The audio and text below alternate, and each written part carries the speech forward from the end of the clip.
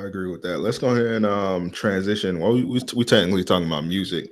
I'm 99% with the streaming wave, man. I haven't really used iTunes like that. Let's go ahead and transition into another music topic, man. So, all right, RNC this week.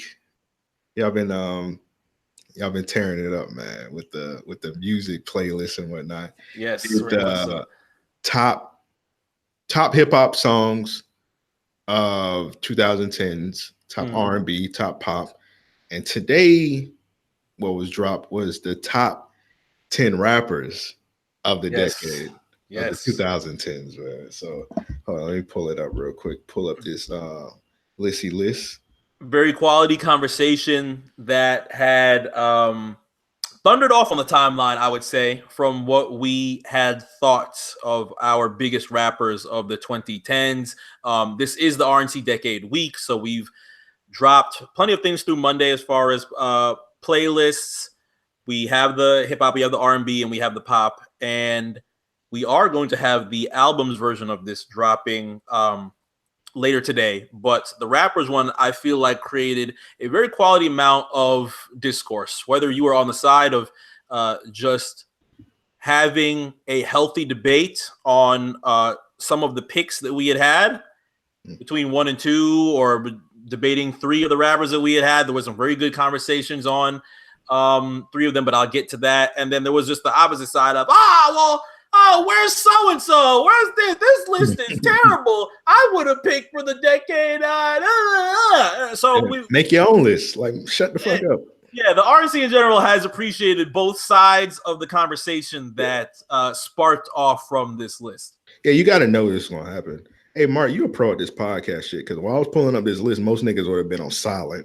Yeah. It would have been all solid. All right, so let me ask you a question. Like, what was like the behind the scenes things going on with the list? Did y'all y'all in a group chat and y'all just like threw names out? Because I'm gonna be honest, I'm kind of confused by this list. Like, is it like top 10 skill wise? Is it top 10 influence wise? Is it like top 10 sale wise? Because I'm not sure like what's the direction for it, because if it was like influence, I probably would have added like Wiz Khalifa or somebody on this list. Mm-hmm.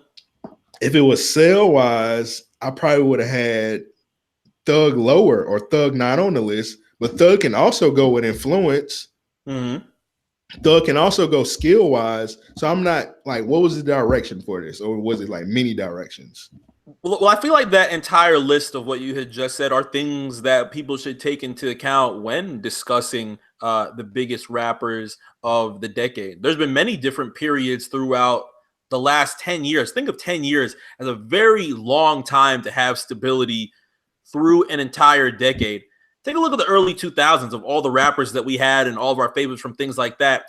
The list that you think of the early 2000s as being able to stretch from the year 2000 all the way to 2010, it's probably smaller than you think when you start giving in a lot of thought into it. You'll start thinking of your favorite rappers throughout different periods within that time, but it takes a lot to last an entire decade. Yeah. And that's one thing that we wanted to take into account when thinking about these top 10 rappers of the decade.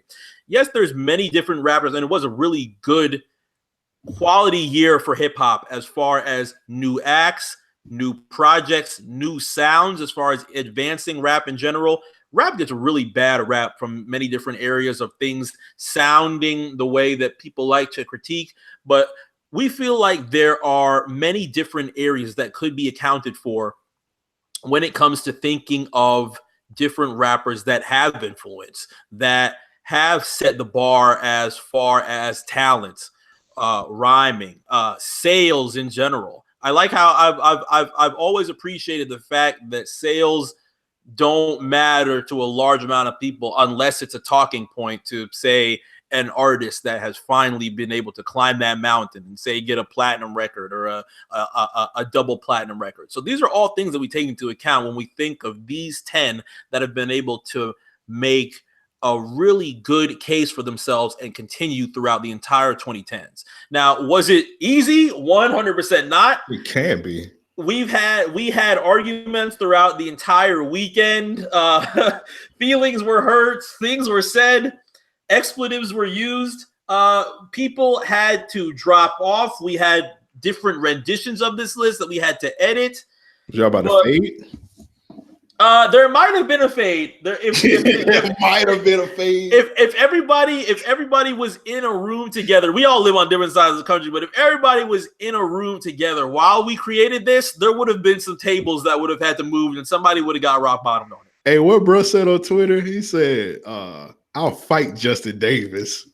Oh, for when he caught some dumbass on some AEW shit. All of a sudden, everybody got upset. Yeah, he was trolling the shit out of them niggas. I'll fight J5. He knows who we are. He didn't say J5. He says Justin Davis. I'll fight Justin Davis. He put that government name. Like, I'll fight Justin Davis. Everybody he say he was gonna win. He say he gonna fight him. He ain't gonna say who's gonna win just because they gonna fight the nigga.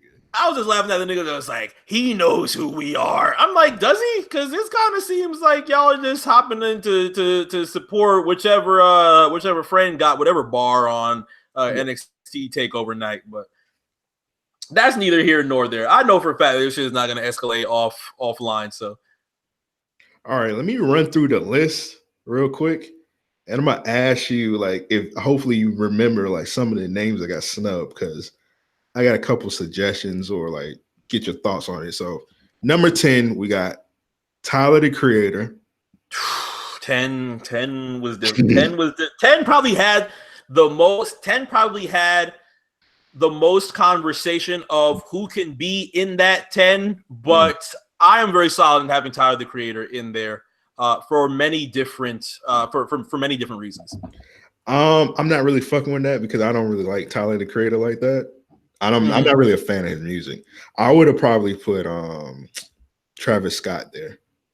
Travis is a name that had that was being argued about as far as being top 10 of the decade. We had, I think Wiz was brought up. Once, and Wiz is a very good conversation piece as far as rappers that have checked off all the marks that you had just discussed: sales, popularity, influence. Records, mixtapes. People are usually down on the albums. But Wiz can definitely be one of those names. Another name, Chief Keef, was one that we had to revisit. And Chief Keef would have just got influence because Chief Keef got a lot of shitty music this decade. Well, I'm gonna be completely honest. Like his first album was a classic, but like Chief Keef would only be on here off influence only. Well, according to the timeline, he's got fucking 8 years of classics. Apparently, that's brand new news to me. That's news to me. Niggas listening to Glotoven, get the fuck out of here, man. Apparently, that's news to me that there's a huge amount of people throughout the decade that loved Thoughtbreaker, and I like Thoughtbreaker, but damn, we're acting like the sound quality on that shit was too bad to me. Yeah, but again, Chief Keef being a huge influence in rappers of the 2010s and had a very good couple of years throughout the earlier portion of the 2010s. So a name that was brought up. Another name that pretty much has similarities to what I had just talked about, but I feel like is the origin for a lot of things that have happened throughout rappers in the 2010s as far as SoundCloud and things that I can list for days and days. Waka Flocka Flame, another name that was discussed as being in 2010. Come on, man. Niggas, if niggas went that hard for Chief Keef, you gotta get. It's a derivative of Flocka. I'm happy y'all made this list and not Twitter niggas. A lot of times Twitter niggas just need to shut the fuck up. If Twitter goes on the same thing as like Game of Thrones, when like everybody like Game of Thrones is trash. Everybody like, well, give you a suggestion. Well, I would have put an AR-15 on the dragon. I would have put Tonka toy wheels on the dragon, and he would have turned into a truck. Like, nigga, shut the fuck up. Like, your suggestion not any better. Bro, that's how I feel about as much critique that WWE has received online this past, say, month or 2 months. I just sit back and be like, all right, somebody's got to ask, all right, you book it. Figure out how you're going to get this over. Well, I would have had so-and-so lose, and then this guy would have interfered and do this and that. Oh, and the 24/7 title, I would have gave it to somebody that's a little bit more reputable. And it's just like, all right, see, this is why you're not working for the $1 billion company. He would have came out with a chainsaw. Like, shut up. Oh, but like, come on, nigga. It's not 98. Relax. I don't know about flocking Chief Keef. Come on. They don't even really sell like that. And there's Flock, like, why is Flock on there? Like, has Flocka like influenced a bunch of niggas? Like, well, the main person that was talking about it and got shot down is me. So okay. That was. Well, I know you love Flocka because you got excited when all Flocka mixtapes got on Apple Music, and you was the only person excited about that shit. Shout out to Chris. Chris was also Ken Pippy Jr. was also very excited of having all of these mixtapes on Apple Music, but he a demon shit, so. But these are pretty much all good conversations for, say, an 11th Man. I feel like Tyler the Creator within the past 5 years has been able to excel past the first few years of him literally walking into 2010 after just dropping Bastard at, what was it, Christmas of 2009, I believe, and walking in off that type of shock jock Eminem type of rap and brought it into what was the second album? He brought it into his second album, started going into Wolf, and I liked Wolf a whole lot. But then you start having the run of Cherry Bomb, Flower Boy, and of course this brand new one, Igor, that has been getting a lot of positive critical acclaim. But he's made a name for himself as far as rapping. If you want to talk influence, Odd Future has influenced a lot of rap within these past couple of years for the young kids that are on SoundCloud trying to do that whole controversial type of situation that Tyler had on Tumblr back in 2009. Yeah. And it's a little bit, he's tried to differentiate himself away from that Goblin type of sound. And that is something that has been appreciated throughout this past decade. So we had him at number 10. All right. It's number 9. You had Kanye West. Now, Kanye West, I don't know, like, does he he's like very influential in the 2010s, but I feel like putting Kanye West on this list is kind of like putting like Jay-Z or like Nas on the list, because I feel like his reign was like the 2000s. Like he came out 2003 with College Dropout. No, College Dropout. Yeah, 2004. Later, like most of his like best albums was before 2010 to me.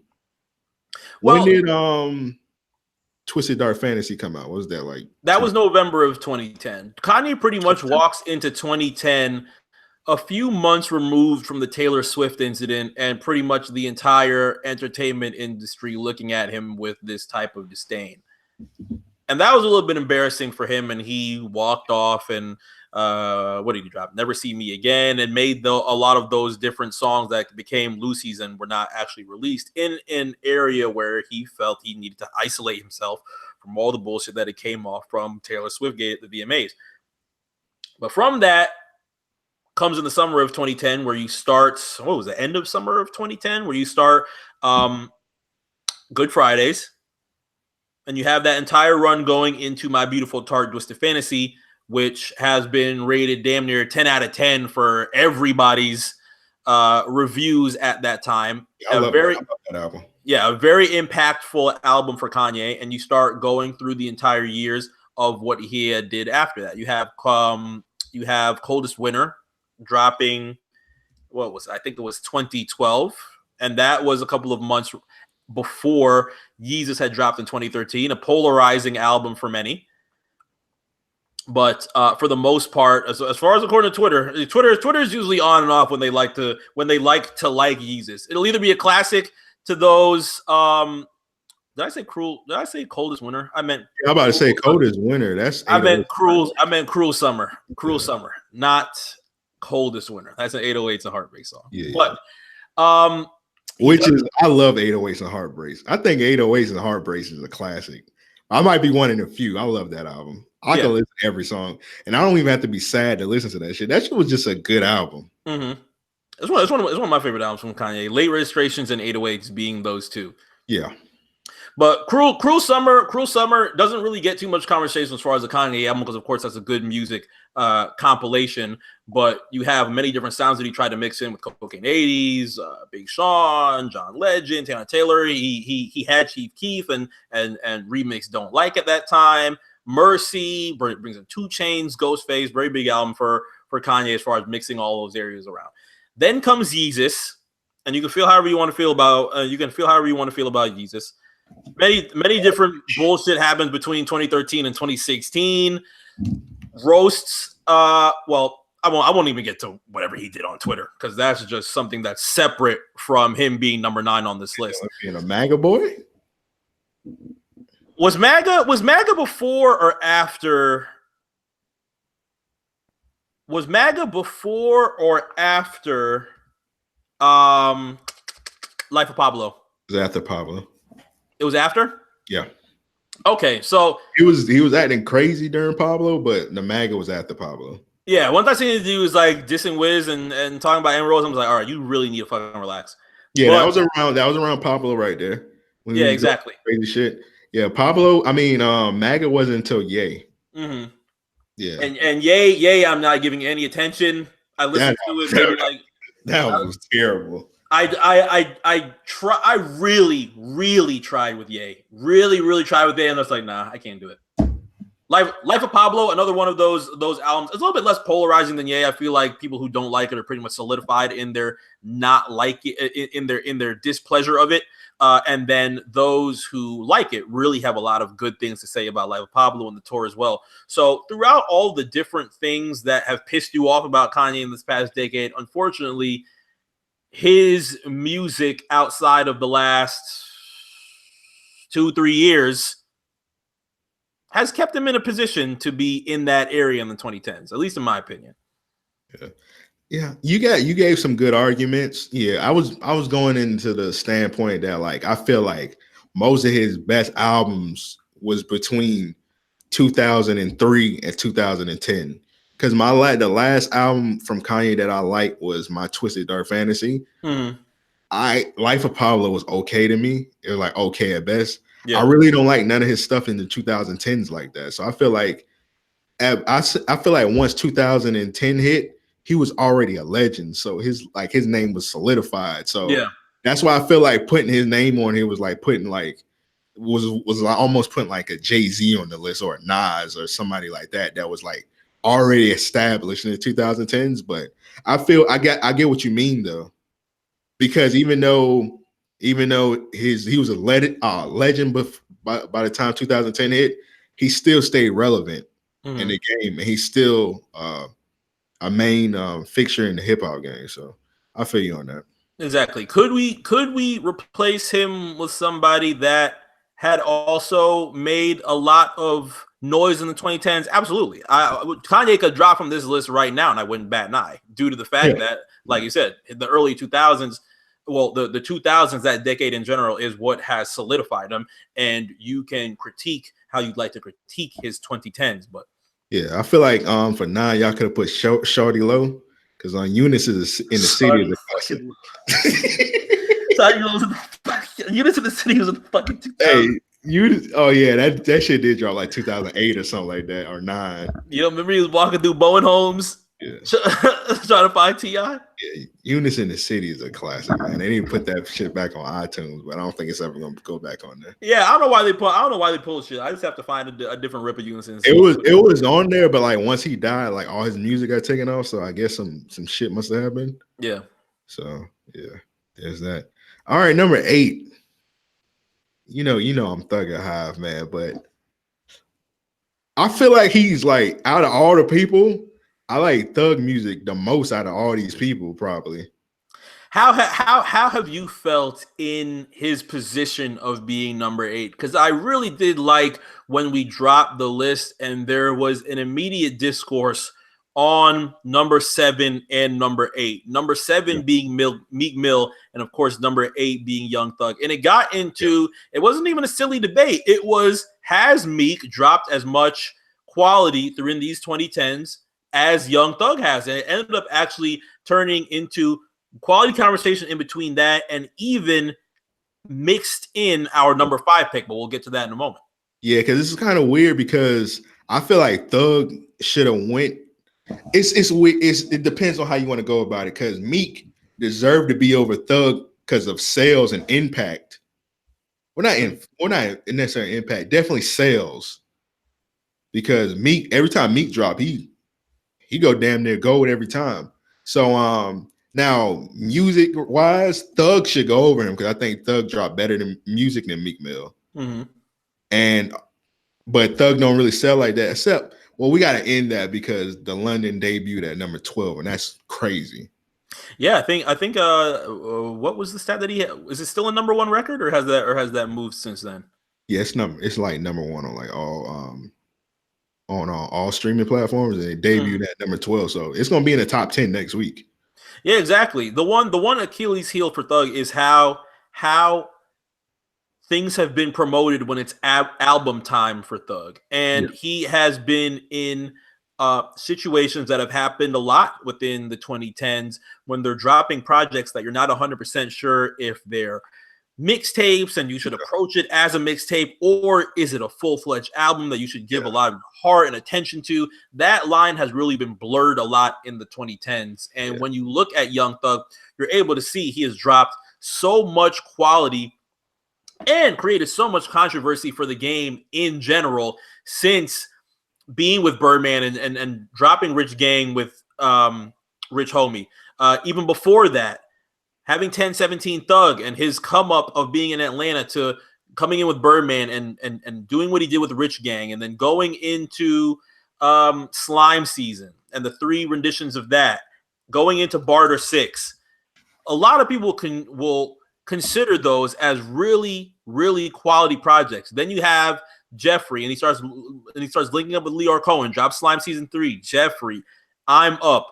Many different good songs on those, but his Achilles heel that a lot of people take a ding on is not necessarily the quality of his music, but just on the fact that they're not 100% sure whether or not they should take these projects serious. Yeah, I recently had an argument with this nigga. He was like I forgot bro name. Eric was doing a live stream and Thug Flopping came up. And I told bro, I was like, it's not fair that y'all calling Young Thug a flop because he hasn't done an actual like album like rollout for real. Yeah, official promo has not happened. Yeah, he just dropped shit and then like it's here. Sometimes he even drop it on like you remember when On the Run dropped on a Sunday? On the Run dropped on like a Sunday morning or some shit like that. Like he's not really and I remember Jeffrey came out like a Friday afternoon before like the numbers even went in. So he never really did anything official. He like gave us music and just dropped this shit. He never did a press run like you just said.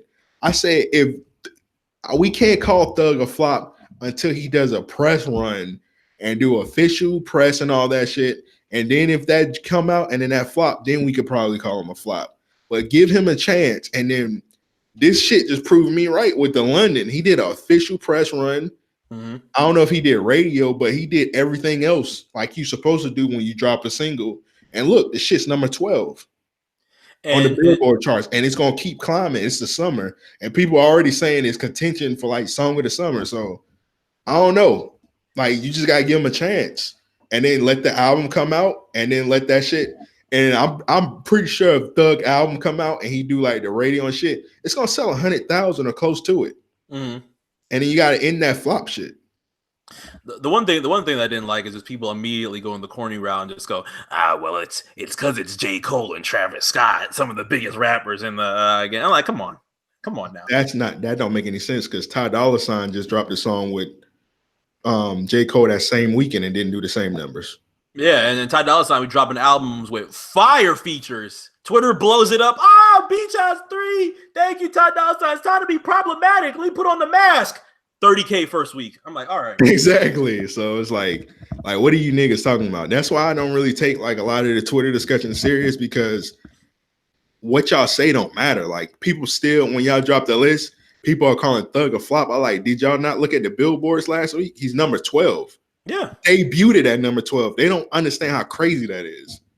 and had a very controversial yet influential decade for a large amount of it. So we were happy to have Young Thug up on there. Did we spend the most amount of time arguing how far Young Thug should be on this list? Yes, we did. But we're happy that he's on the list. Yeah, I feel you on that. Definitely one of the most influential. I think that's another thing. A Thug took a lot of bullets because a lot of the shit that people love about other niggas, Thug did it first, and he got criticized for it the most. Yeah, and that's usually what happens with that type of evolution in a genre. You'll always have your martyr that gets slandered for it and gets roasted and gets called the derogatory shit and things like that until it is used and influenced and discussed as far as influence in general by artists that you like, and people start appreciating that. But I've never really taken to heart the fact that I've pretty much understood that there's always going to be a martyr in that game, and usually for the most part they get their props and their flowers while they can still smell them. We're happy that Young Thug has been that artist. Yeah. And next we got Meek Mill. We talked about Meek Mill a little bit. I respect Meek Mill. I don't really like a lot of his projects like that. I love Championships. That was like one of my favorite albums last year. Mm-hmm. But as far as like the DC mixtapes, I don't really like those like that. And I didn't like his. I like what was the second album called? It was called Dreams Worth More Than Money. Dreams Worth, yeah. I love that. I like that album. I didn't like Wins and Losses like that. I didn't like the first album at all. Dreams and Nightmares. That was like a mixture of many different sounds for me as far as the second half. Second half gets a little bit rocky compared to the first half. Of course, you have your intro. This is probably one of my biggest guilty pleasures. I love Young and Getting It.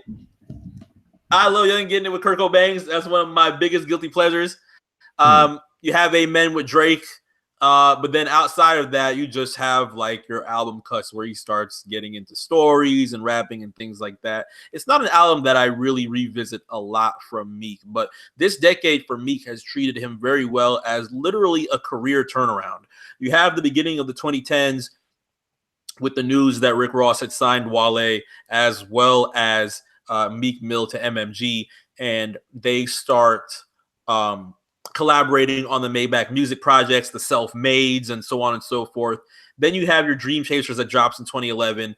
DC2, many people's favorite projects from Meek Mill. Yeah, I like DC2. Now that I look back at it, yeah, I like that. It had House Party on it, or it had the House Party remix. Yeah, Ready or Not's on it, Burns on it, A1 Everything's on it, Used To's on it. Flexing's on it. Many different. He flipped the ride from Drake. A lot of good rapping out on DC2, and then that starts going into DC3. 2014, he starts preparing for Dreams Worth More Than Money, but then he gets in the situation where he has to go back to jail, so that derails everything that he had with Off the Corner. He had I Don't Know, another guilty pleasure record that I like from Meek. And 2015. All the hype that he had in 2014 going into Dreams Worth More Than Money now has to change now that he's out and has to put out the album the way that he does with Dreams Worth More Than Money in 2015. So you have Check on there, Lord Knows. All Eyes on You ended up being a big single for him with Chris and Nicki. The controversy of the entire 2015 after everything happens with Rico and the tweet and Drake, that moves forward. You got the Dirty Mac song on there, that Pull Up with The Weeknd.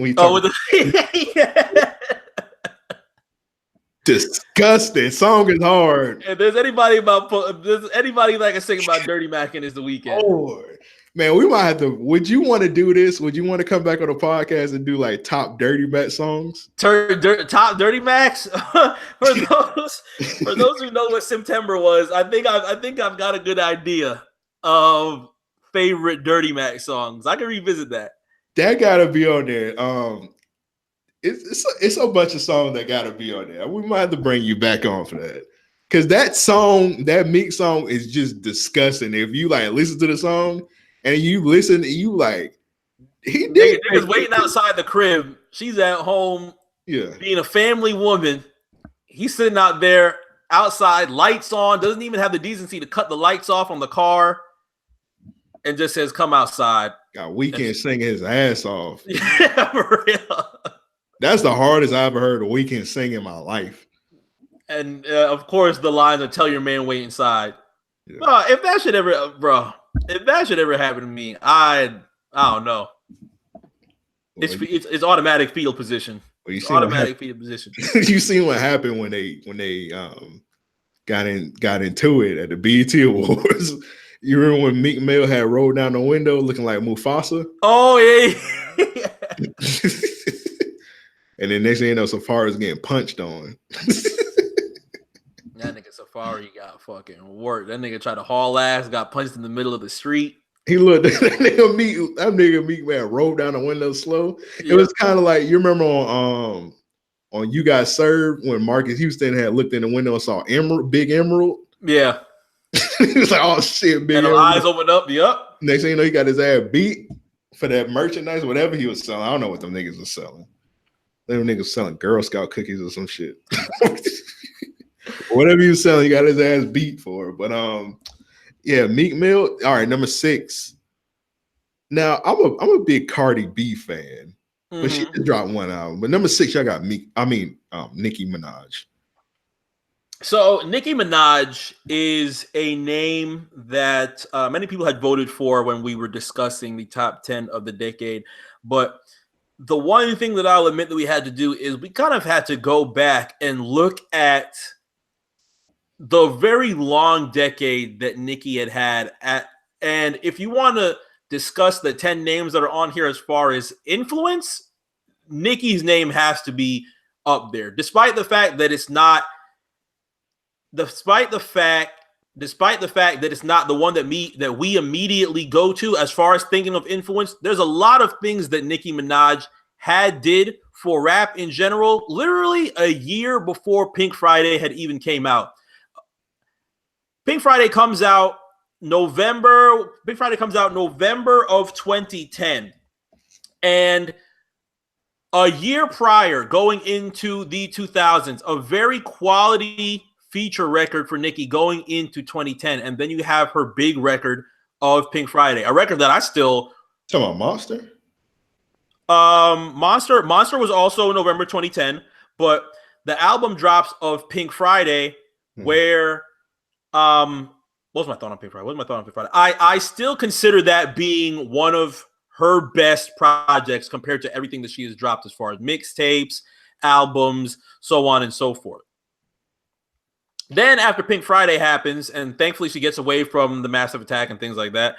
Roman in Moscow comes out. I Eurostep Roman in Moscow. Pink Friday, Roman Reloaded, going into the actual album of Pink Friday, Roman Reloaded, Bees and Traps on it, Roman Reloaded's on it, Right By My Side.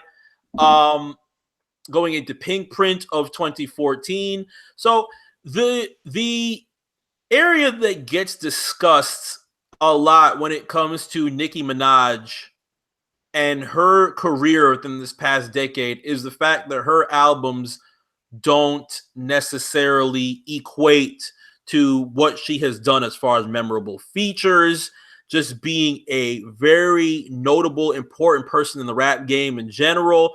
The mixtapes that she had did in the late 2000s coming up to what she is now. And of course, in between albums, you have the singles of Chirac and the times that you can remember that she could hop on beats like that and provide quality rhymes. Majority of it comes off as roasting, and now we have Cardi B and trying to put woman against woman, and sometimes she's very vocal against that. Sometimes it's a little bit corny, but no, a lot of bit corny. Once she starts going in the bag of, oh, this is, you're ruining women's empowerment, and then starts going into many different bags as far as trying to diss Cardi, I'm just like, all right, come on, we gotta try and end that thing of this being a woman's empowerment type of issue. Does it get a little bit wild from time to time? Yes, but it's not necessarily in that bag. But as far as Nicki Minaj and what she has provided to the game this decade, it's a lot bigger than people would like to give it credit for.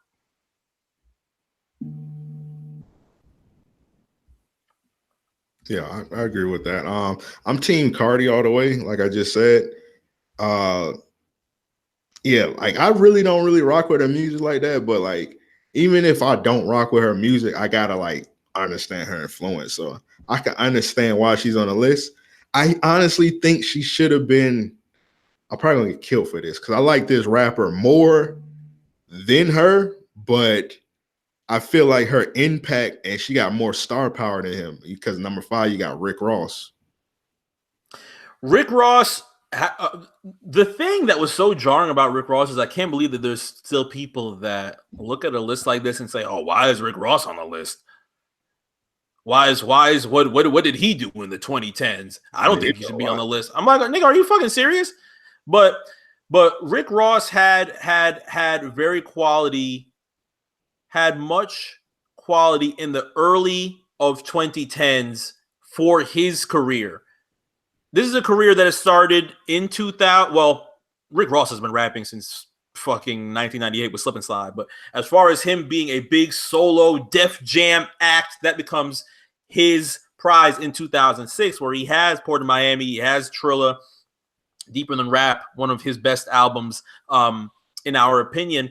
And he walks into 2010 with the influence of Diddy and uses that immediately. He ghostwrites on Last Train to Paris. He starts coming out with Albert Anastasia. There's Ashes to Ashes. Teflon Don drops, I believe, summer of 2010. Which, a quick listen, but the 10 tracks that are on, was it 10 or 11 tracks that are on Teflon Don, very, very strong for his career. Ones that have been well enough that we have thought of as one of his best albums of the decade in general. Yeah, and when that came out, when like Teflon Don came out and the Albert Anastasia EP, you can honestly like say like from that run, he was like the best rapper in the world. Yeah, BMF huge for Rick Ross in 2010. It kind of remind me of like when Wayne came out with like the Carter 1, Carter 2, like the dedications where you can say like he's like the best rapper. Rick Ross had that same moment where he's like, this nigga the best rapper, like nobody fucking with him right now. And the Diddy influence just blew up things so much more for Ross. It ended up being a lot less of just him being a Southern staple and started getting credit in many different areas around the country. Yeah. Now, 2011, you have him starting to prepare for God Forgives and I Don't. So he drops You the Boss with Nicki. We'll revisit Nicki. I'm gonna convince you about Nicki. We'll revisit Nicki. He drops 9-piece. I fucking love 9-piece. I don't know why I have not put that in a whip test. Let me remind myself to put that in a whip test. I love my bitches. Music. Oh yeah, that's on. I'm thinking that shit is on. What was that mixtape? Nobody talk about it. It was a Ross mixtape. Ashes to Ashes, wasn't it? But he had the 9-piece. He had the 9-piece with T.I. on it though. Yeah. Yeah, this is the one with Wayne, but that's on Apple Music. It's on as a single. It's on as a single. Okay. I Love My Bitches, produced by Just Blaze. I ended up liking that. But those were his. Hold me back. Yeah, exactly. So he starts going into 2011. First off, beefing with Jeezy and roasting the fuck out of Jeezy. Like, this nigga don't got an album date for TM 103. This nigga's booth. But he doesn't have a fucking album date for God Forgives I Don't. So takes everything that I believe that he had, and we believe that he had for God Forgives I Don't, and drops Rich Forever on everybody as a mixtape. Classic. I love Rich Forever. Classic. There's many different things that I revisit on Rich Forever that I can't hold back all these Haitian niggas. Yep. Mm-hmm. Yeah, Yellow Diamond. That's like that whole mixtape was fire. If you play I Swear to God on good speakers, bro, your shit is going to implode. Your shit is going to implode. And this, another one of those projects, one of those pseudo projects that has happened a lot in the 2010s where you're not positive this was the album or this was just literally a mixtape that he threw out, because this was album quality that he gave to DJ Scream and Hood Rich Keem. I heard that was the album, but he typed that in and they said, fuck out of here, nigga. Yeah, exactly. So he's like, I can't waste this shit. You see how y'all fire this is? And he just drops it as a mixtape. Which makes no sense to me because that shit was hard. Like, I don't get it. Yeah, they said he turned that shit into, he was in Def Jam at the time, right? I think so. Yeah, he turned it into Def Jam, and it was like, nah, nigga, we good on this. Cause that shit had like love song. You remember the song with Kelly Rowland on it? Mind Games. Yeah, Mind Games. It had that on it. It had the women's songs on there. I think it had one with Future on it too. Ring Ring. Yeah, Ring. It had the women's songs on it. It was like Def Jam was like, nah, those songs could have been good singles, but I don't know. I don't work for Def Jam. They got Logic now, so they good. And Rick Ross ends up having one of his biggest moments performing the track Rich Forever with John Legend out in Summer Jam 2010. Summer Jam 2012. I'm sorry. One of those moments that end up making Rick Ross a huge star. Yeah. Now, from that, you drop God Forgives I Don't. I think at the time that ended up getting pretty critiqued as far as those who liked it and didn't like it. I like God Forgives I Don't for the most part. There's a lot of good music on God Forgives That I Don't that you can revisit. Yeah, it's a good album. And then from there, 2013, he drops a couple singles. No Games with Future. I was kind of No Games. Box Chevy was hard to me. Mastermind drops in 2014. I liked Mastermind a lot. Mastermind, I liked it, but it was like a step down, but it's not as much as a step down as Hood Billionaire. Hood Billionaire was just like, all right, we're kind of going in a different area now. And then he drops Black Market. I didn't like the Black Dollar mixtape. Black Market I don't really revisit too much outside of like maybe 2-3 songs. Yeah. And then he cleans it up with Rather You Than Me, a very strong and last album that he is hard on that. Say it again. Color Money was hard on on Black Market. Yeah, when he was going at, I think he was going at Drake on there. Drake wasn't on it, but he had a line about Drake. Yeah. He had like several songs on there where he was going at Drake because it was around the time when Drake was trying to stand up for me. Yeah. And then he ends up opening Rather You Than Me with, man, I told Meek don't talk to Niggy. I'm like, did you? Yeah, Rick Ross is all over it. I love that album, Rather You Than Me. Yeah. That album was hard. Like, yeah, good project. I feel like it was slept on. Like he messed it up because he dropped it like the top of the year. Mm-hmm. And usually when people drop albums at the top of the year, it kind of get like forgotten. And I feel like that's what happened in that album because that album was like really good. I feel like it would have made more noise if he would have dropped it in the summer. Mm-hmm. And a lot of people were waiting for brand new Ross, and right now we are waiting for Port of Miami 2 to come out. Yeah. I think he's gonna do it the right way this time. Yeah, hopefully. I like Port of Miami a lot, but if he does a part 2 and does tries to make it as theatrical as how he tried to make Port of Miami and having that large theatric Miami 305 dope dealer type of sound, I'd appreciate that. Yeah, I missed that Ross right there because he got on like the mafia wave. Yeah, the mafia boss, and we need that that Triller. Mm-hmm. Yeah, you get that on Triller. You get that on Deeper Than Rap. Yeah, we need that. He need to go back to the old voice. We sound like he was out of breath in the booth. hopping off the bridge. As long as he don't make a song with R. Kelly. I hope he's done with R. Kelly. I hope he's done with R. Kelly going forward. Get R. Kelly out of here, man. Let's go number 4. Somebody that made a song with R. Kelly on their debut album. Future. Like it's Future, nigga. Yeah, like, Future being in the top 4 is a very large credit to what he has done for the 2010s. Very large amount of influence, really good projects from when he had started in 2010. I believe Dirty Sprite dropped, I want to say summer of 2010. And then you have many of the mixtapes that you might only hear from those who live in Atlanta and were able to appreciate a lot of the things that happened with these mixtapes. Mixtapes being Streets Calling, True Story. Yeah, I didn't become a Future fan until 2011 when he dropped True Story. Mm-hmm. That's when I was on the Future wave. Yeah, True Story. I got put on a True Story by one of my boys that I used to play Xbox with, and he would always be he would always used to quote songs from True Story, but he would always yell a line off Free Bricks and just yell, "I got more ammo." Then give it a remix, and I'm like, "Bro, shut the fuck up!" And I ended up playing Free Bricks with Gucci and Future. I knew a Future from Rax, and I knew a Future from a small amount, but I've never played a full project from Future. So I ended up with Free Bricks. I liked Free Bricks. Free Bricks doesn't get a lot of conversation as far as biggest Future projects when you start ranking all of them. But True Story, large amount of classics on True Story. Streets Calling, a lot of classics on Streets Calling, and those end up being the two projects that he cherry picks a lot of those amazing records on and makes Pluto his debut album. Yeah. I didn't really fuck with that album like that. I like the deluxe version, Pluto 3D. Mm-hmm. I like that one better. That one got Mai on it. It got a couple other. It got some. Mine was hilarious. Yeah, you got some fire on Pluto 3D. Mm-hmm. And then he went on to. Did he drop a mixtape in? He had to drop a mixtape in between that. FBG the movie came out 2013 after Pluto. Mark McGuire. Yep, he had.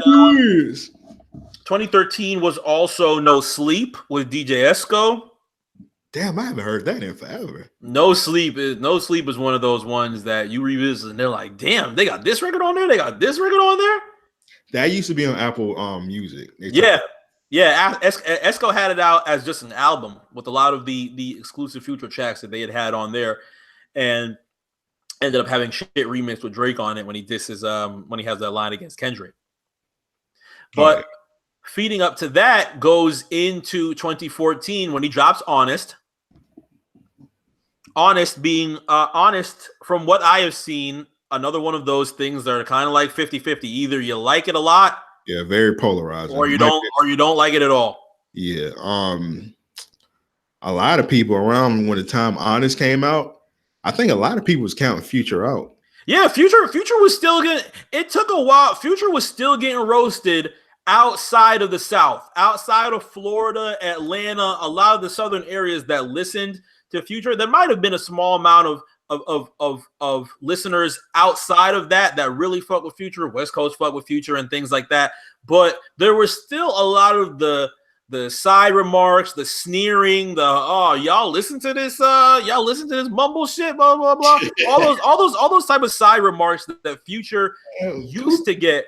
Yo, them green ass New York niggas gotta say, man, we listen to Future out here, man. Fuck what you heard. Exactly. It wasn't until, in my opinion, Monster dropped of October 2014 that people started really paying attention and started looking at the different types of records that Future could make. You had Future on pop records already. He already did songs with Miley Cyrus.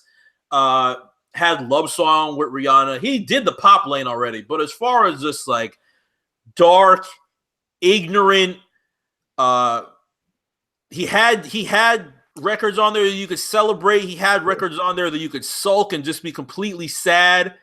Monster is something that I hold to my heart as probably my favorite Future record. Yeah, Monster saved his career. Yeah. It started a whole bunch of different things, not only for Future, started many different lanes for Metro Boomin and for DJ Esco as well. Southside also. Yep, and Southside. Can we be honest about Metro Boomin on that album? Because a lot of people like to give Metro Boomin like credit for Monster, but if you look at the credits, a lot of the Metro Boomin like beats was stuff he did with Southside. I think Southside was and the 808 Mafia. Yeah. I think they were the MVPs for that mixtape. I think people like to get a credit to Metro, but it should have been Southside. And because even if you look like Metro didn't do none of them beats by himself. They was all collabs. Yeah, he ends up getting the credit for it because, of course, Monster was executive produced by Metro, but Nard and B did Throwaway, a very big popular record on Monster. Yeah. Southside and DJ Spins did Fuck Up Some Commas. Shout out to DJ Spins. My Savages. Will Fool did that. My Savages. Yeah. TM did Cody and Crazy. So Metro Boomin gets a lot of the credit, but there's a lot of 808 Mafia that is on here that blew up the different names that exist in 808 Mafia as well. So Metro could share that with 808. Yeah, like a lot of people give it a Metro, but I think Metro Boomin is overrated. But that's another topic for another day. But Oh shit, you want to get into the Metro bag? nah, because we'll be here about 2 more hours. I feel like Metro is overrated. I feel like his best beats are collabs he did with other people. All right. From there, Esco gets locked up. You've heard the story that he tells on Know the Meaning. Nights. Yep. He gets locked up. He does 56 Nights. He does Beast Mode. Pretty much all brand new records that he had to do, and all of that 3 mixtape period that blows up Twitter and starts giving people a lot more respect for Future's name. That leads into DS2, which you can literally feel the ground shake when DS2 comes out. On the timeline, in my car, everybody was very, very ready. I purchased DS2 on day one because in my head, if this is the one period, the best period in Future's career where it's like, all right, let's blow Future's numbers up so crazy that they have to start giving him respect outside of just being this turn-up rapper that can make some melodies and make a couple of hits for DJ Khaled. That ended up doing a very good amount. The first week for Future was like, what, 150K? And there's literally classics upon classics of DS2. I like to think of it as just the culmination of all 3 mixtapes. That was a moment right there. DS2. Yeah, you have thought it was a drought. I saw the bass on there, Lil One's on there, Stick Talks on there, Rotations on there, despite the controversial ass, the problematic ass line that's on Rotation. Blow a Bag is on there. I love Blow a Bag. Rich Sex is on there. Blood on the Money being very, very quality Zaytoven.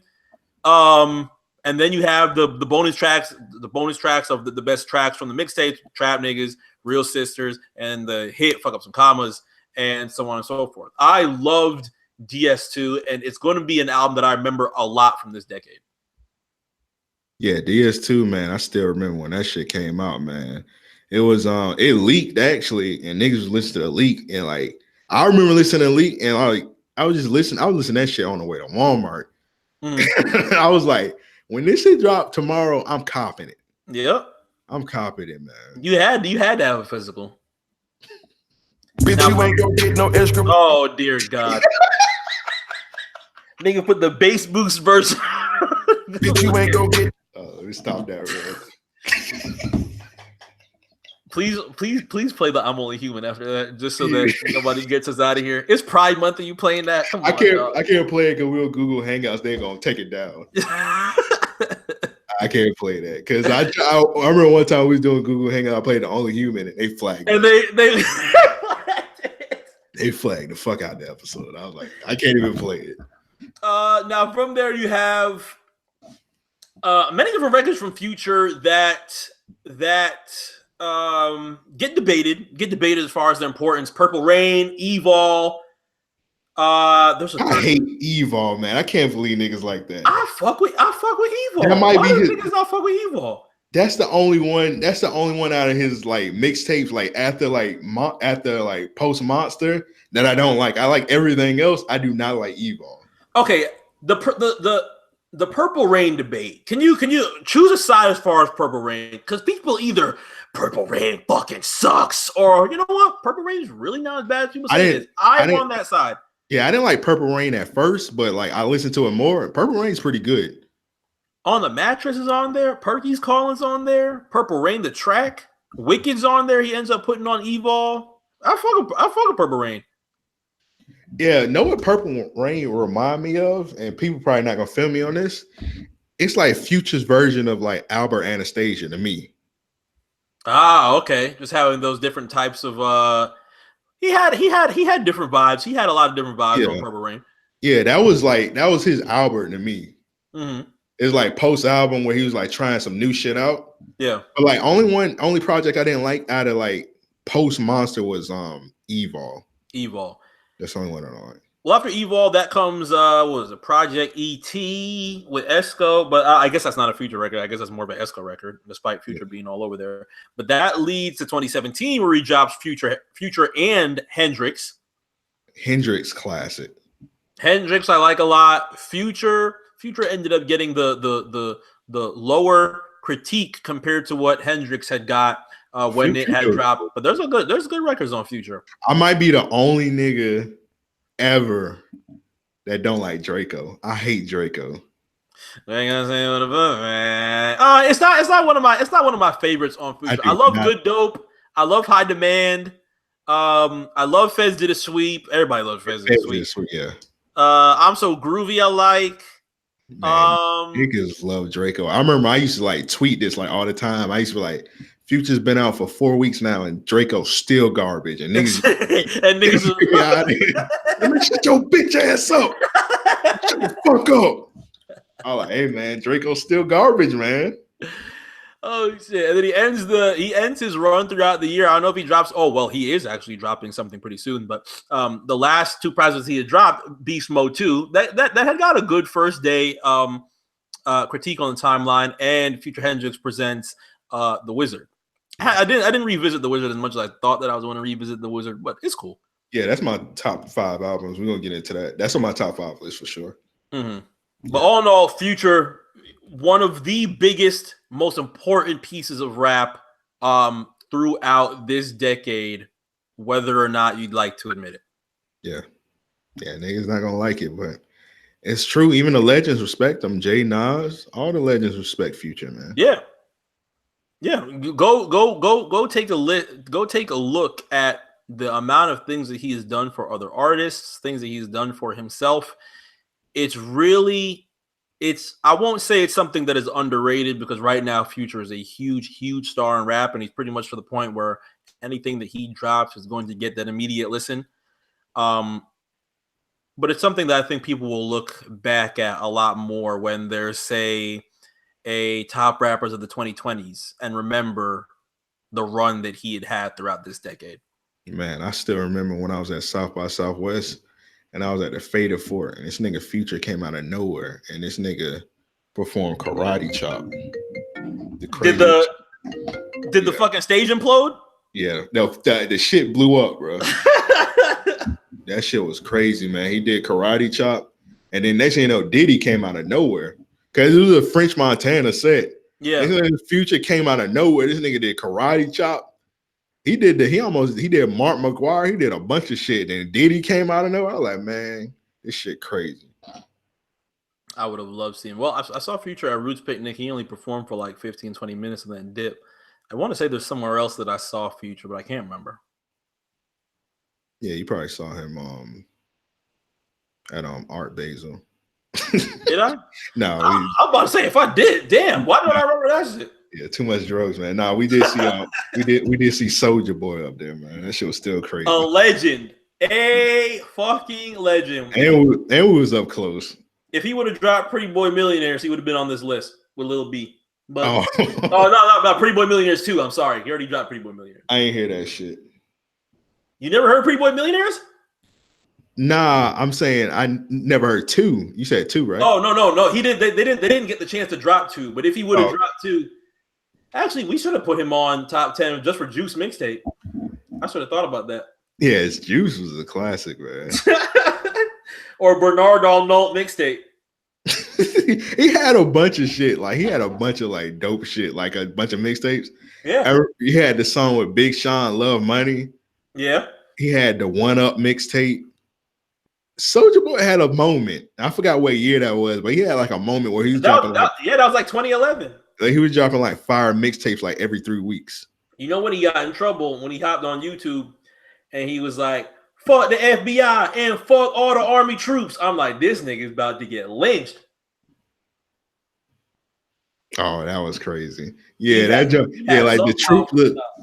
the troops was dropping like diss tracks on Soulja Boy. Yeah.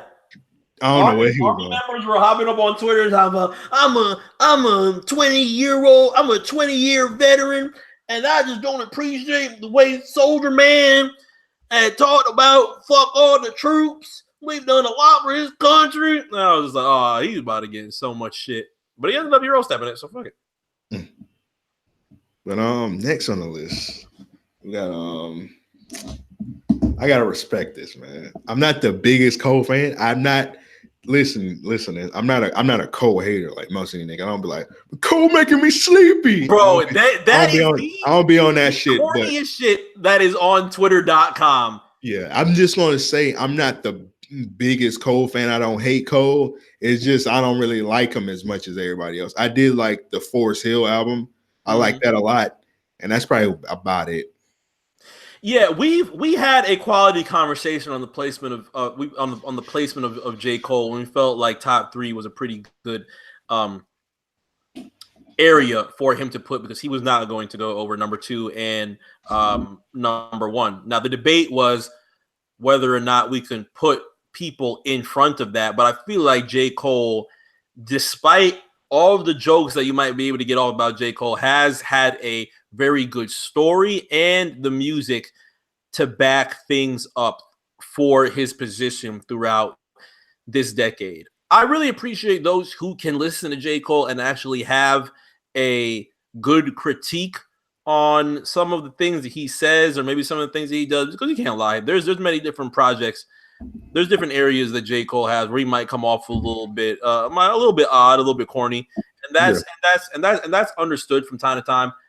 That's not necessarily my sentiment, as well as the rest of us who had decided to put J. Cole at number 3, because his story ends up starting in 2010, a few months removed from dropping the warm-up in 2009.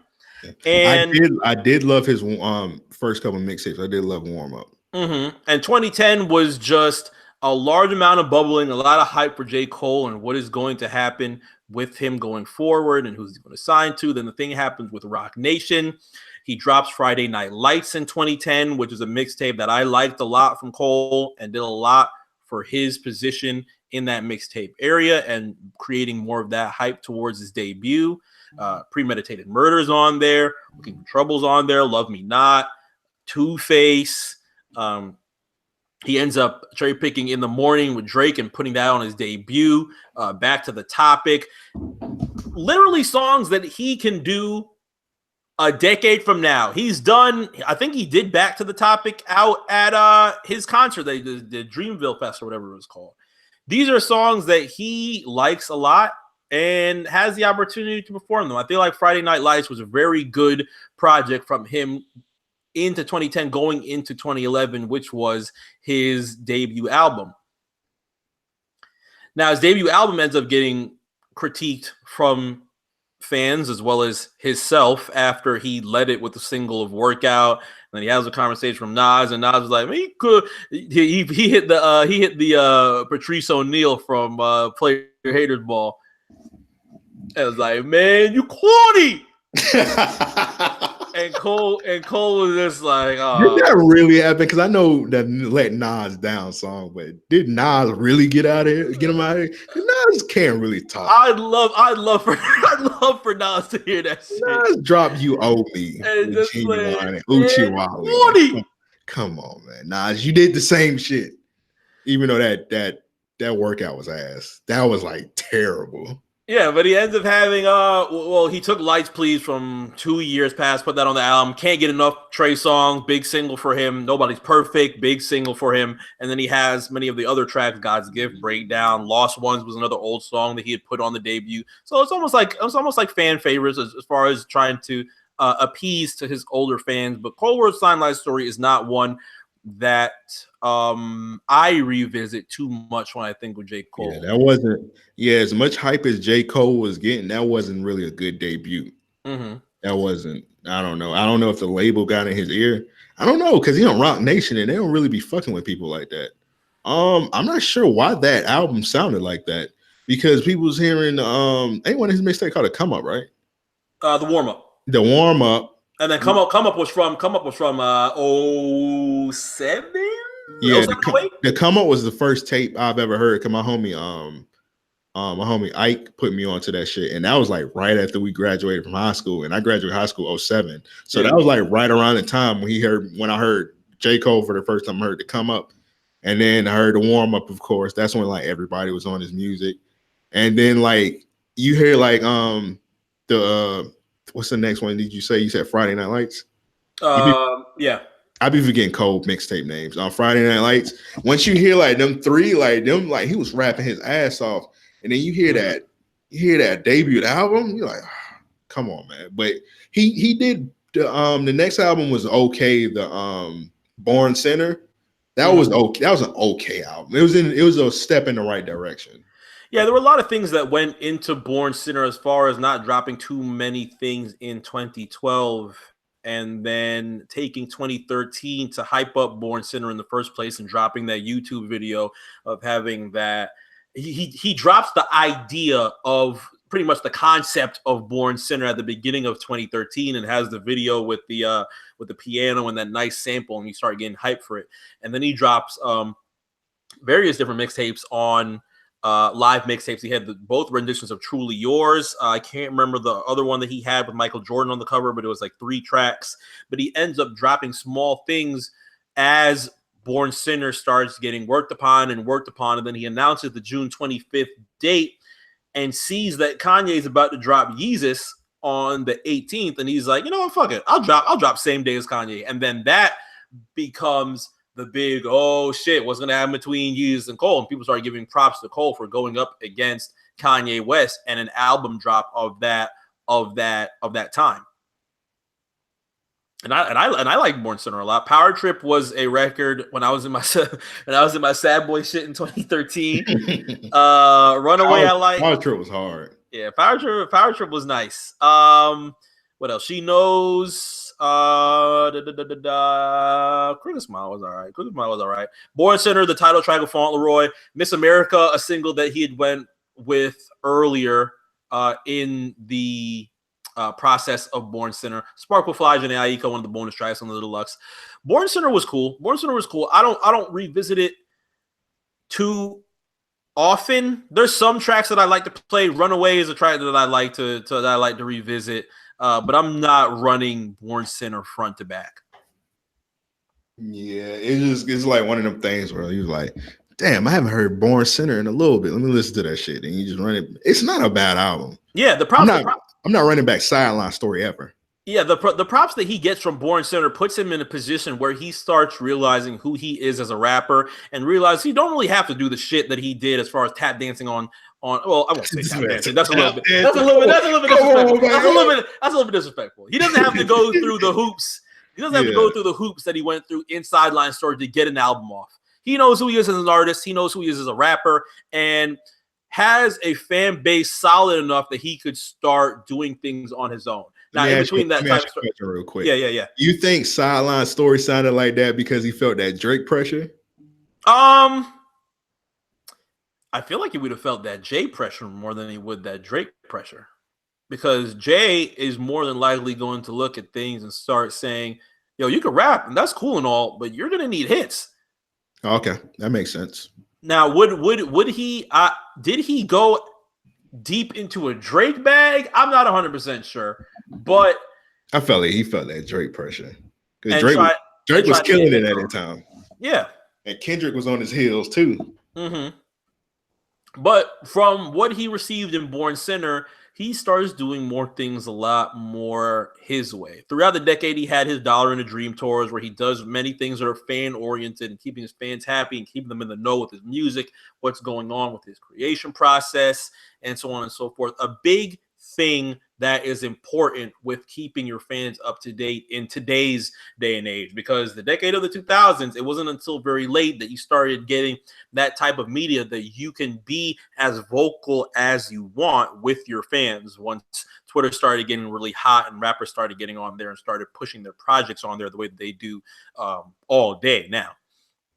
But that leads into the end of 2014, the very, very end of 2014, where he drops 2014 Forest Hills Drive and states he doesn't do a lot of promo for it at all, drops a little promo package and says, yo, this shit is coming out in 2 weeks.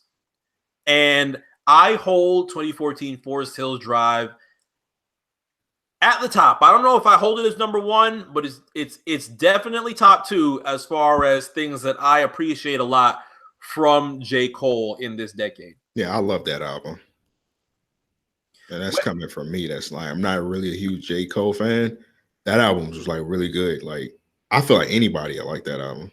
Wet Dreams gets roasted, whatever. You can think it's corny. I understand. It was corny, but the album's still amazing. Yeah, January 28th, 03 Adolescence, Fire Squad,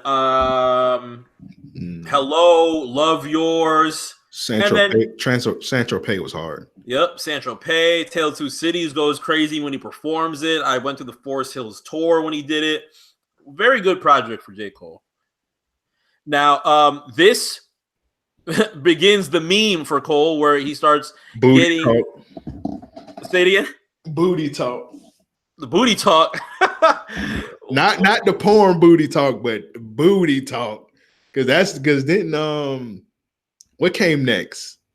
Oh, for the next album, I was going to say this is when the memes start happening, when he starts getting a lot of acclaim for this album. Oh, and a lot of Cole fans jump on and say he's going platinum. This is when all the corny Cole fans came in. I won't say corny. They're a pretty good fan, but they came on a little bit just to get the meme. Yeah, they just get the meme off. It's like platinum with no features. And I don't know if Cole appreciated that, but shout out to Kevin Gates also went platinum with no features. Nobody talks about. Yep.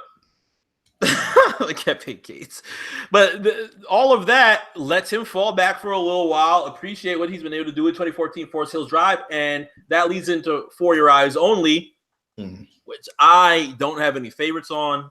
I have not hit the little heart on any of these. I listened to For Your Eyes Only, and I was like, what did I just listen to?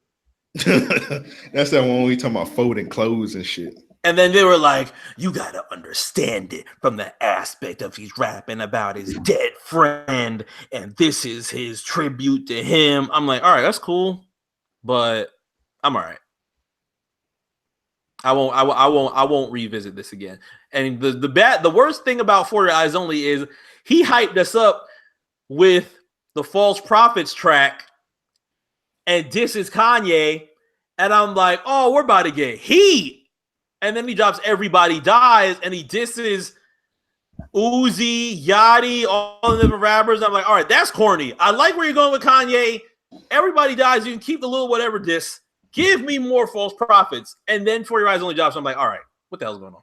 Yeah, I didn't like that lane he was going and dissing the littles. That's corny, man. And then he pretty much doubles up on that with KOD, drops a very heavy-hearted video of all the kids are on drugs and blah, blah, blah. KOD ends up being an okay album to me. I just thought the message that he tried to deliver with KOD was very, very heavy-handed. But at this point, I never even heard that shit. Even in his album cover, Holding the Crown, he knows where he is in his position in rap and what certain things fans will say to keep him in that position, whether or not they're being completely problematic as far as advancing rap.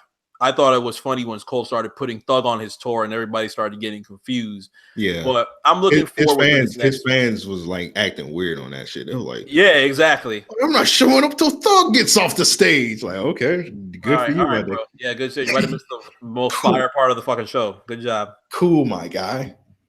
So yeah, all in all, you started seeing the growth of a guy that found his voice from literally rapping to Jay-Z when he was walking out of Hot 97 to being an artist that really knows the power that he has in his voice and his words. So J. Cole, very comfortable at number 3 for us. Yeah, so let's go ahead and get it number 2. My favorite rapper, man, Kendrick Lamar. Shout out to Big Kendrick. I think I've seen Kendrick perform at least 10 times before. My biggest regret with Kendrick Lamar is not going with Shaq. And I don't know if Shaq is listening right now, but shout out to Shaq. I really regret not going to Black Friday when he was out here in Florida in 2011, when he was still performing songs from OD and he was still performing songs from Section 80. 2 projects that I really, really love from Kendrick Lamar at the beginning of this decade. The one that I like more than the other, of course, being Overly Dedicated, because this is just something that puts me in such a positive mood when I remember hearing Kendrick Lamar for the first time. First time I seen Kendrick Lamar was at South by Southwest. I forgot what year it was. This is when Kendrick Lamar LP came out. And he did, I forgot what song. He did a bunch of songs. And it's just funny looking back, because when he performed, it was kind of a little bit, a bunch of people in, a little bit of people in there. But then like once he got off stage, it started getting packed, and then like Casey Veggies performed. Yeah. And then like Dom Kennedy performed. It was like shoulder to shoulder when Dom Kennedy performed. Then you just see like where Kendrick at now compared to like I ain't gonna say they like he definitely grew up around a lot of different peers. Yeah, he definitely grew up around a lot of different peers and like eclipsed scheme and shit. Yeah, eclipsed a lot of them as far as the things that he has been able to do with his mixtapes, his involvement with Dr. Dre, all the hype that went into the creation of Good Kid, Mad City in general, and then that dropping. And I still feel like people went a little bit too far from the moment, the 24 hours that it dropped, immediately comparing it and saying it's the best album since Illmatic. I think that was a little bit OD, but I'll let people feel how they want to feel about that critique of Good Kid, Mad City and Illmatic. I bought Good Kid, Mad City on day one, and I love that album. That album's amazing. I was very appreciative of what Good Kid, Mad City did for rap this decade. 2013 starts going into the beef with Drake and what they did in BT, and then Control happened, and that's when the internet just got so fucking annoying when it came to discussing Kendrick Lamar. But when you look at it outside of the aspect of people just getting shock jock takes off and just completely ignoring everything that is in Kendrick, his music after Control has really spoke for the impact and a lot of the large things that has happened in Kendrick's career since then. To Pimp a Butterfly, going to be high on our album list. I will not spoil where it is on our top 10 albums of the 2010s, but To Pimp a Butterfly, very, very big for Kendrick Lamar. I kind of stayed away from it a little bit at the time just due to the fact that people were using To Pimp a Butterfly as damn near an AR-15 to just shoot down everything that Drake had going on with If You're Reading This, It's Too Late. So that ended up being a Drake and a Kendrick beef, and I was like, you know what? I'm just going to listen to this shit on an opposite time. Yeah, it was I didn't like when that album came out. Like I like the album's okay. I don't like it as much as most people, but people was trying to make that like a Black Power album, and that album was nothing about it. It was a lot more than that. Yeah. Yeah, it was like they try to make it like the Black Panther. Mm-hmm. Like they try to make it like seem like it was like fist up. I'm proud to be black, and like that's not what that album was about. They heard All Right, Mama and I, and then just got their combs out and put their fists in the air. And I was like, it's touching on a lot more deeper things than just loving being black. And then, oh God, now that I think about it, that review of To Pimp a Butterfly from Pharrell birthed the term unapologetically black, one of the most fucking annoying terms that I hear in every single project now going forward. Yeah, like what does that even mean? Unapologetically black has been if it's a really nice R&B album, from a black artist, unapologetically black. It's from Beyonce, unapologetically black. Solange, unapologetically black. Yeah, when I hear unapologetic, whatever that word is, I'm struggling with it. When I hear that word, all I see is Issa Rae. Just like walking, she's just walking in a field of daisies. Oh man! She that. So yeah, rooting for everybody black, unapologetically black. I'm like, can we use different terminology for this, please?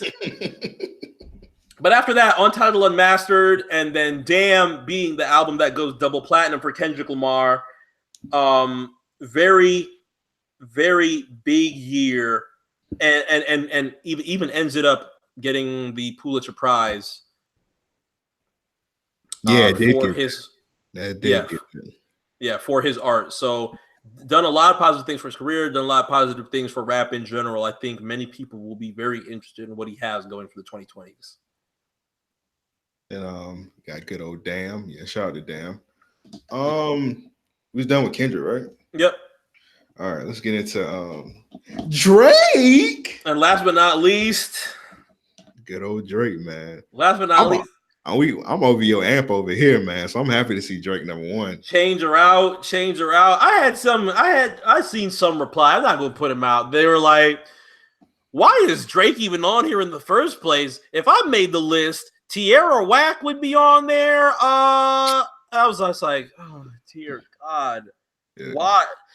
And then another guy. Oh, I put Vince Staples. I put Earl Sweatshirt. I'm like, for the fucking decade. Y'all hate y'all don't like Drake so much. Them niggas ain't gonna be my top 20.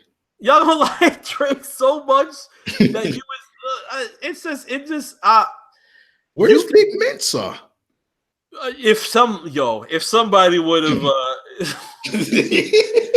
It's just amazing the type of things that people do.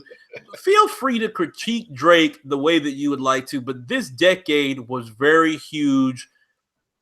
People act so weird towards Drake. It's just like when Pusha T dropped a diss song on him, it's just like people like do you hate the man or what? Like anytime he drops something, people just act weird. They're like, man, this shit trash. But then next thing you know, that shit sell like 3 billion albums. And then somebody like that shit, obviously. The kicker 2 years later, you know what? I think we had I think we gave If You're Reading It's Too Late a little bit of a hard time because this is one of his better projects. I'm like, shut the fuck up. You were on the timeline roasting it for months. Yeah, months. Views wasn't that bad. Like, nigga, shut up. Yo. If people would have gone and be like, you know what? Maybe we're a little bit harsh on views. I would have been like, you know what? Get me off of here. Get me off of here. 2010, he comes in still holding the hype of 2009 so far gone. People are literally waiting for his debut album. Thank Me Later drops.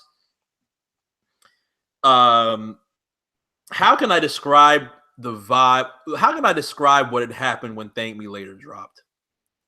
It was a good setup to summer 2010, and you can have your favorite records on there, but he's still, despite even in 2019, people still thinking he's some corny white guy that gets some corny guy that not corny white guy, some corny mixed guy that gets played from time to time.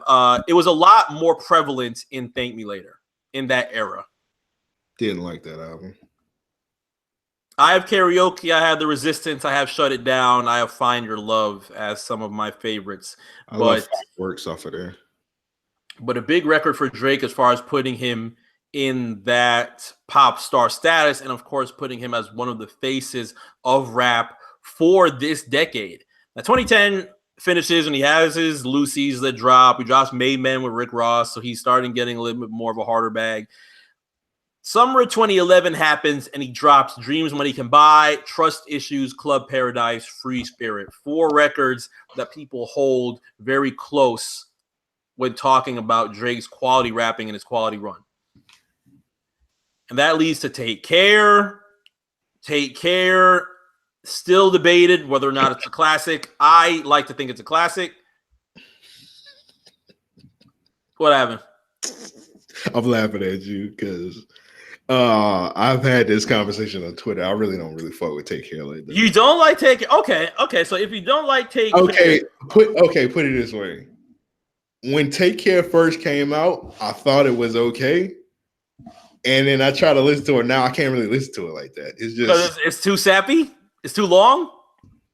I didn't like that era of Drake. It's just like I understand like he like the sound he was trying to go with. He tried to make it like a really dark album. Mm-hmm. It was kind of like because most niggas say The Weeknd Ghost wrote that album. For 4, yeah. Can we get this clear? 4 or 5 records. Yeah. Please don't listen to The Weeknd stating that and misconstrue that quote and say, "Oh, he wrote the whole album." Can we please not? Yeah, I didn't really. I like Drake mixtapes and whatnot. I didn't really fuck with Drake, even though Drake is like Kendrick Lamar is my favorite rapper right now, and Drake is like one of my favorite artists. I love Drake, Future, and Young Thug. Like I think they're like the 3 best is like artist wise. And dropping music is out of the mainstream dudes. Yeah. But it's just like I didn't really start like dialing in on Drake until he dropped Nothing Was the Same. I think when he's got his Nothing Was the Same bag and he started doing like more like he was doing R&B on Take Care, but it's just like I didn't like that dark feeling to it. It just didn't. It didn't really resonate to me. It had some dope songs on it, but it's just like I just don't feel it as much as everybody, because everybody say it's Take Care is his best album and like it's a classic. But I may get shot down for this. I like listening to Views more than Take Care. And and one of the things that was wrong with Views was it had too many songs, but the songs that were good on Views were amazing. Yeah, Views was a big part of my summer of 2016. So I'm not necessarily mad at listening to Views a lot more than Take Care. I feel like Take Care just has a little bit more of a nostalgia factor for me that I would not put it over Views, but Views gets rated for me as being a project that got a little bit too shitted on just based on everything that was going on with the beef of Meek Mill, as well as the hype of Views at that time being called Views from the Six, being this monumental album that was pretty much being illustrated to be his magnum opus. Yeah.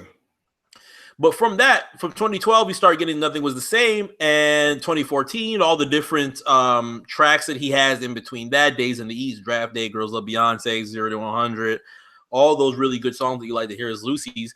If you're reading this, It's Too Late comes out in 2015, a mixtape that's supposed to go out with DJ Drama, and I like listening to If You're Reading a lot more than other Drake projects. Yeah, I love that. I love that mixtape.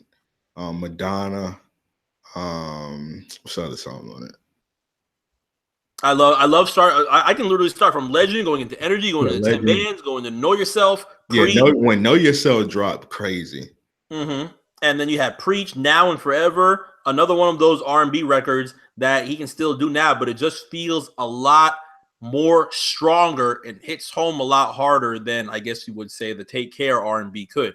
And that shit came out of nowhere too. Niggas was like, I remember when that shit dropped because it was like after midnight, like on Friday. And they were like, hey, what this nigga Drake doing on SoundCloud? Next thing you know, you seen some tracks uploaded on SoundCloud. Next thing you know, that shit was on Apple Music. They're like, well, hold up, what is this? Yep. Niggas, I had to stop. I think I was at work when that shit dropped because I was working overnight then. Like, nigga, I was in work, zoned out listening to that Drake. But again, another one of those projects that people use as something to step over when it comes to praising Kendrick. And I thought that was unfortunate, but it was whatever. Summer of 2015 starts going into the beef with Meek Mill, and you got Charged Up and Back to Back. 2016 becomes Views and the entire debacle with that. 4 p.m. in Calabasas happens when Diddy starts stealing on him outside Miami. End of 2016 happens with the Two Birds, One Stone and the entire Cudi controversy that happens with that. Summer 16, Sneaking with 21 Savage. Yeah. One thing that I did not like about Views, and I still do not like about Views, but it is there's nothing that I can do with it at this point. Taking Popcorn off Controller, I did not like, but it is what it is. More Life drops 2017. Then 2018, the beef with Kanye West and Pusha T, and going into Scorpion. Many different things are said about Scorpion and his rewriting. All large amounts of hype. Large amounts of hype. But we're a Scorpion B-side fan over here. A B-side fan? I love Scorpion B-side. I was heavy B, and I was like, man, a week until I started giving a more of an appreciation. Like when I heard Elevate, I'm like, man, skip this shit. But then I started going back to Elevate, and I'm like, you know what? It ain't that bad. Is There More's on there? Mob Ties is on there. Yeah. I still want the full 8 out of 10. We might not ever hear the full 8 out of 10 at all, but this entire decade has been about the sound of Drake, the accolades that Drake can accumulate, and whether or not that is important when it comes to an artist. And just like he says in Diplomatic Immunity, there's areas where you start having opinions over statistics when it fits your argument. A lot of people will be able to push away the fact that Drake does a fucking billion streams on Views and say, oh, well, if that's the case, Taylor Swift's the best rapper in the game, and get extra corny with it. But then when Damn goes double platinum, it's, I told y'all best fucking selling rapper in 2017. I'm like, okay, I see what's going on here. Yeah. What I will say about Drake though, because it's obvious that he's cheating with these long ass albums with the streams. He's cheating the system. I feel like yeah, when he dropped like 25 songs, he's clearly cheating the system because he knows the more songs you get, people gonna listen to every single Drake song. So the more songs you have on it, the more streams you get. And I feel like this is kind of like fucking his last couple. I like Views, I like Scorpion, but I feel like if he was to cut them down a little bit, they would have been more critically acclaimed. Because I feel like his best album to me was Nothing Was the Same, and that might be his shortest album. I believe it was like 12 or 13 songs. Yeah, around that. It was one of the smallest ones, least amount of filler, due to the fact that he had cut a lot of that out, and things segue a lot more smooth because of that in Nothing Was the Same, due to the fact that he didn't have too many extra tracks that he had packed on, say when he took a while to tell a very good story in Take Care, or when he had a playlist of 20 plus songs for More Life. Yeah, I feel like More Life was cool because that was just like a mixtape or whatever. Yeah, I like More Life, even though it was like packed on the songs. It was a mixtape. Like, just do that with your mixtapes then, like, and then you can sell them for retail because his mixtapes sell a shitload too. I don't think you mentioned What a Time to Be Alive, did you? You probably did. Well, how you feel about What a Time to Be Alive? Are you anticipating number 2? Part 2, I feel What a Time to Be Alive, I ended up playing a lot. That's another one of those projects that just gets shitted on, and it's like, I don't know. It wasn't even from a blind hate of Drake or a blind hate of Future. It was more of a critique from people that just felt like the coerciveness between both of those two artists could have felt a lot more close than it did as far as just going verse for verse on What a Time to Be Alive. But I didn't necessarily feel that when I listened to What a Time to Be Alive. I loved Live from the Gutter. I love Digital Dash, Diamonds Dancing, Scholarships, Plastic Bag. I liked What a Time to Be Alive. Now, part 2, I don't know what they do for part 2, but I'm willing to listen to it. Yeah, I have a feeling part 2 is going to be better. I have a feeling they're taking more time on it. I think one of the big gimmicks on What a Time to Be Alive was they did it in a week. Yeah. And I feel like some of them songs it was like okay, but I feel like it was a bunch of songs Future like had on tuck, and then Drake just like slapped the verse on it. Mm-hmm. They had kind of like announced like it was coming out like maybe like, what was that, 2 months ago? So like maybe this time around they're gonna take a little bit more time on it, and they realized last time they probably rushed through it. So I have a feeling What a Time to Be Alive 2 is gonna be a lot better. And that even led to the weird ass video Future had where he's just in the hat and the big ass coat and just saying that it never happened, which is one of the eeriest videos I've ever watched on YouTube. I think he was trolling. He? Yeah, I think he was he had to be doing something because I was just like, what the fuck are you talking about? Yeah, I think he was just being an asshole because people were trying to say him and Drake were beefing at that time. Oh, so he was just feeding into it. Yeah, he was feeding into it. Obviously, they didn't beef because they dropped a shitload of music after that. So yeah. So it's like they weren't beefing. It was just like I think Future was just like feeding into it, like you said. So yeah, that's everybody. Top 10 list. Let me run through the names again. 10 Tyler Creator, 9 Kanye West, 8 Young Thug, 7 Meek Mill, 6 Nicki Minaj, 5 Rick Ross, 4 Future, 3 J. Cole, 2 Kendrick Lamar, and 1 Drake, man. So shout out to y'all. RNC, man, y'all did a real good job on that list. Of course, I said I